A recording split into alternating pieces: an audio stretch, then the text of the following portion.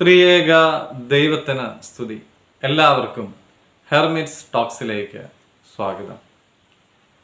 Loss ഏഞ്ചൽസിന് സമീപം 2020 ജനുവരിയിൽ ഒരു ഹെലികോപ്റ്റർ അപകടത്തിൽ 9 പേർ മരിച്ചു.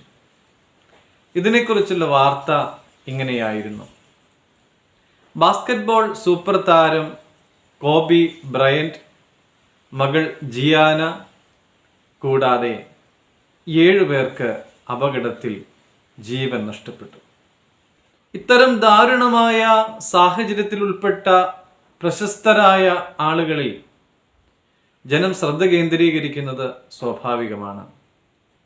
എന്നാൽ ദൈവത്തിൻ്റെ ദൃഷ്ടിയിൽ എല്ലാവരും തുല്യരാണ് എന്ന് നാം നമ്മെ തന്നെ ഓർമ്മപ്പെടുത്തേണ്ടത് ആവശ്യവുമാണ്.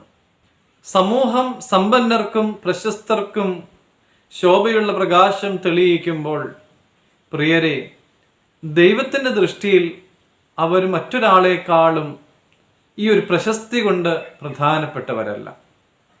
നമുക്ക് വലിയ പ്രശസ്തിയൊന്നുമില്ലെങ്കിലും നമ്മളും നമ്മുടെ അയൽക്കാരും, കുസൃതി കാട്ടി കളിക്കുന്ന കുട്ടികളും, അനാഥാലയത്തിൽ കഴിയുന്ന നിർഭാഗ്യവാന്മാരായ ആളുകളും എല്ലാം തുല്യരാണ്. എല്ലാവർക്കും ദൈവം ഒരേപോലെ പ്രാധാന്യം കൊടുക്കുന്നു.